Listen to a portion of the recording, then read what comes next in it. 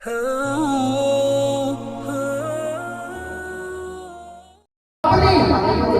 کائنات نے آپ کو جو توفیق بخشی ہے اس توفیق پر رب کا شکر ادا کیجئے۔ وہ یہودی مذہبی پیشوا کہنے لگا، توجہ چاہتا ہوں، حضرت نے کیا کہا کہ کیا ہوا ہے؟ ہر مذہب والا کیا سنائے گا؟ کلام ترجمہ نہیں سنانا، کلام الہی سناؤ، وہ الفاظ سناؤ جو رب کائنات کی طرف سے نازل ہوئے، وہ الفاظ سناؤ۔ حضرت فرماتے ہیں، توجہ چاہتا ہوں، فرماتے ہیں جب میں نے یہ نقطہ اعتراض کھڑا کیا، سناٹا چھا گیا، سب پریشان ہیں، کیا جواب دیں؟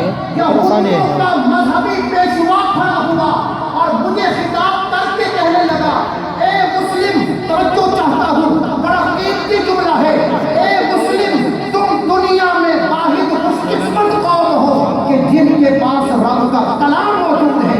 ہمارے پاس ترجمے تو ہے مگر رب کا کلام ہمارے پاس موجود ہے۔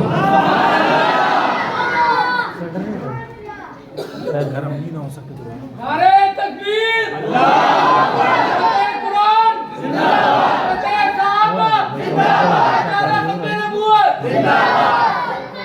میرے بھائیو، کیا کریں؟ آپ خوش نصیب ہیں، آپ کے پاس کلام الہی